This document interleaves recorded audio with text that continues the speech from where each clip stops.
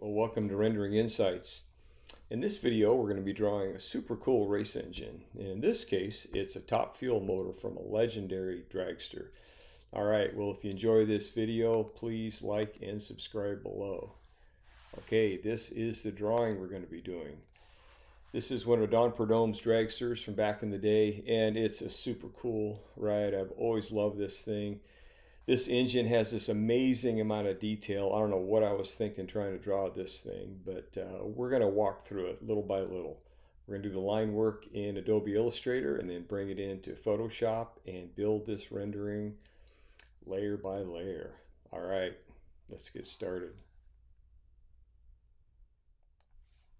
Okay, here we are in Adobe Illustrator. The way we started this drawing, I found a photograph online that had a good close-up view of this motor, and I just loved it. So I went ahead, scanned that thing in, and with our pen tool in Illustrator, went ahead and drew each of these details. I did all this thing on one layer. I mean, there is an insane amount of detail in this motor. But you know what? It was a challenge. So little by little, we just drew each one of these. I mean, you can get in here pretty tight. All these nuts and bolts and Allens and everything in here is crazy. All this linkage. Just kind of took my time and drew each one of these things until we got what we wanted on this drawing. All right. You know, it takes as much time to draw the lines as it does to render this, probably a lot more. Even on this lettering on this logo, I went ahead and drew this with the pen tool, just stick drew this line by line, copying what was on the photograph. This logo is not exactly like it was on the car, but it's close and it has the same look. And I went in and threw the color in here in Illustrator, and also the top of this Valvoline logo, drew that in Illustrator and put those colors in. Same up here. This logo is not exactly supposed to be a lion, but I just wanted to do something that will look similar so it wouldn't distract from the rest of the drawing. The only other thing we did on a separate layer was one more copy of this windshield. So after we do our color work, we can drop that windshield layer on top and look through that. So let's get rid of all these other lines. See that? Okay, that's it. We're going to bring our line work into Photoshop and get started. Okay, here we are in Photoshop. We have brought in our line work from Illustrator. To start with, let's go ahead and make 6 copies of this line work. So drag it over on the side down to that little plus sign and make 6 duplicate layers. On the very bottom layer, we're going to go ahead and do a white fill on all this. All right, so that's what that looks like. We need that base white to build our colors on top of. A lot of them we're going to cover up, but a lot of them we're going to leave, so we're going to have that white show through and become part of our highlights on some of these pieces. Okay, on our next line layer, we're going to open up and start putting in all of our base colors. All right, there we go. Now, there's a lot of different colors in here, but using your photograph as your reference, we've gone in here and just looked at these warm gray tones. They're a little bit different, you know, from this blower down here to these heads. And look at all these details in here. This belt, these pulleys and everything. So we're just kind of duplicating what these colors look like. Now from the photograph, I've changed some of the detail on this intake scoop in here, but it just works better for the drawing. But on this linkage, all these gold parts, say we're going to render these up and put some shading on them, but it gives us a good foundation color, all these plug wires, everything. Also on this layer, you can see on this lettering. Now on the photograph, on the original car, there was this really cool gold leaf lettering, which is so killer. And a while back I had done some gold leaf painting on something, and I took a picture of it, and I used that picture, brought it into Photoshop, and put it behind this layer. And actually my photo wasn't that big, so I had to put this in a couple different pieces, duplicated it, and let that gold leaf photo peek through the opening in my lettering here. Again, so I've dropped in the colors, this kind of beige color in here and these other colors around. We already had our line work on our black, and that gold leaf just shone through. Same with up front here. And it just gives that cool look like killer gold leaf. All right. Something else we've done, I can get in here a little closer. On this valve cover, there are a lot of details in the valleys on the top of this valve cover. So just to help give it some depth, this red in real life is one color, but on the top side colors, we put this light red in here and the dark red on all the sides. See that? And right away it already renders it and gives us a bit of a 3D effect before we've done any shading at all. In our base colors, look on some of these bolts. Didn't do it on everything, but some of these we put in some different tones of warm gray or brown just to start giving some perspective in there. Okay, this definitely has kind of a coloring book look to start with, even though we have our anodized fittings kind of already started in there. But little by little we'll start doing our shading, and this will start looking better all the time. Okay, we're going to open up our next line layer and start doing some shadows. All right, that looks like a lot of detail, and it is. But if you think about it, you're getting in here in this layer,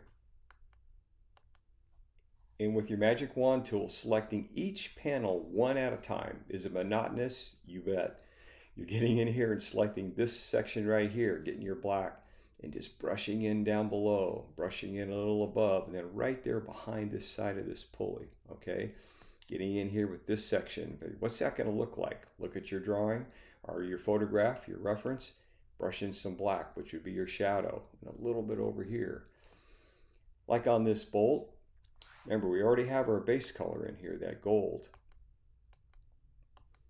But little by little, like say you select just the top of this head, you put in a little black tone here, get a little smaller brush, black on the edge there, and a little bit of white on top, creating some highlight. See what that does? It just changes everything. You treat each one of these sections the same. Looking at your photograph, you just start rendering it. Look at this tube. It's just a simple light tan fill in there. We select this, take our gray, we put a little bit of shadow, a little darker shadow underneath, and then it looks pretty realistic. On this valve cover, left this white in here for right now. Just brushed in this kind of gray blue on top. And this is tricky, trying to render the reflection on these breathers. Oh my goodness, it'll make your head hurt thinking about it. So I've just kind of allowed this little white section here, and we'll deal with that more in some of the other layers. Just start playing with some shadows. Remember, when you're looking at your photograph, it's kind of like a cheat sheet. You know what it's supposed to look like. Now, you can interpret it a little bit different, but at least it gives you a good guide to start with.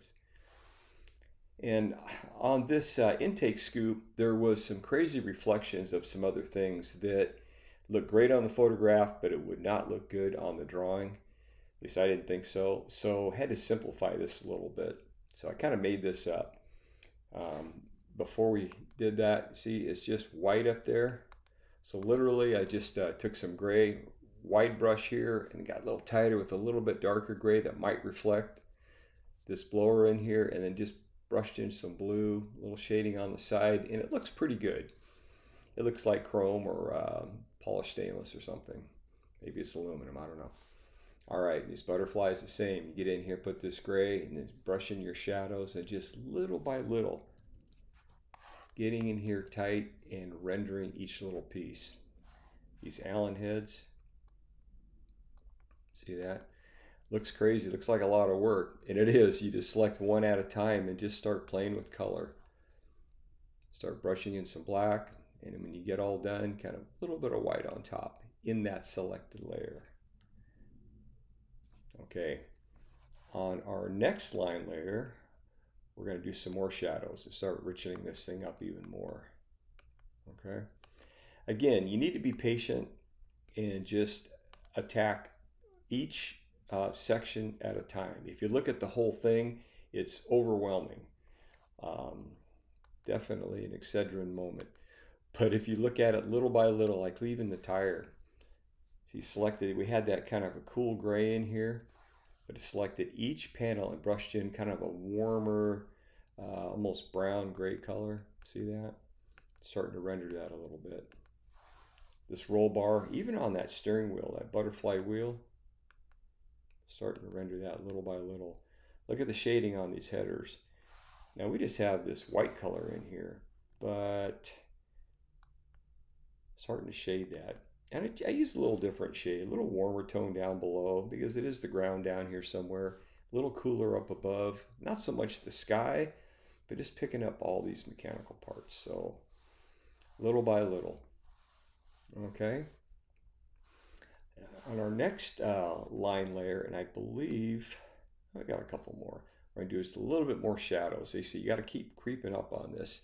That's the benefit of making all these duplicate line layers. If you don't use them all, great, but you have them there if you need them. Okay. On this one, I actually started doing some highlights and some shadows. Like look up front here. Started selected this area in here and started building in all these shadows in here. And look above. We already, on the previous layer, we put in some of these crazy reflections from the sky. Sometimes you get going on one section, man, I want to go ahead and finish that section. You can do that. Move ahead with your layers in that section and render it out. And then come back and work on the rest. Start working in here with more shadows. Look up above, up in here. Really darken that up. Made that look much more realistic. And on these pulleys, remember we had this, our gray shading, and it looks pretty good, but we need a little more highlight in there. See what that does? Makes that come to life. Even on our wires, they look pretty good being red, but they just needed a little bit of highlight on top. We already put a little bit of shading on the bottom of those, but it really helps. And look at the shadows we've put in these header tubes. Okay, because they're laying on top of each other, so that just helps it look more like they are. Now on this belt from the factory, there's some printing on here. I don't even know what it says, but I kind of want to put something that looked like that. So this is what I came up with, and literally it is on a separate layer, not a line layer. I got in real tight and just did a scribble. It is literally a scribble, and I copied it, pasted it, and just kind of duplicated it. Did the same thing here, did a weird thing, and copied it, and prove what I'm saying. See, it's nothing. Doesn't say anything, doesn't mean anything, but there is some printing on the belt, so we're going to put it on our drawing. Just enough to make you not think about it or wonder if it's real or not. All right, last two line layers. This one we're going to do some more shadows and some reflections. Now, look at these shadows. Really start darkening things up. Contrast is your friend here. Look on these tubes. Really got dark in here. But I like it. I just think it looks so much better. Even on this belt. You know, we put this printing on here, whatever that is, but it's going to disappear behind this pulley. So it's going to get pretty dark. So let's darken that up. And remember this reflection up here on this breather? Wasn't sure what we were going to do. Literally just looked at this breather, looked at the photograph, and just started playing on this layer. Got your brush tool out and just started experimenting what a reflection might look like. And I like it. It's just enough to work where it looks like you're seeing a reflection up there. Okay. On our last line layer, we're going to go ahead and do a few more details. Now, we're getting down to getting picky on here, but look on this valve cover. We did a couple things. Look on this top edge here. It looked a little bit too stark. So we start brushing in, remember, selecting this area and right at the top, taking this color and considering that we'll probably get some reflection off the top of that. So let's just go ahead and brush in that color up there. Not much, just enough to make it look like it really is sitting up there next to this blower. Okay, and then down below, remember it was just white in here, but it's like a big mirror up here, so we are going to get a little bit of light reflection from the sky. We already put some up top here, just thought it needed it here, so there that blue is. And notice it's not all the way across, but just playing with it. Okay, that is most of our drawing. Now we have a few little details. We're going to put in some highlights on top. Look what that does. Gone in here, this isn't on a line layer. We've used all those. With our white paint and our brush tool, we've gotten in here and just put some little reflections here and there, and on those fins, right on that edge. It really just helps make that pop a little bit, even on our fasteners. Kind of went crazy because we have a million fasteners to highlight in here, but it just does a lot. Little things. All right. Okay. Last couple things we're going to do. I dropped in my nickname on here because I can.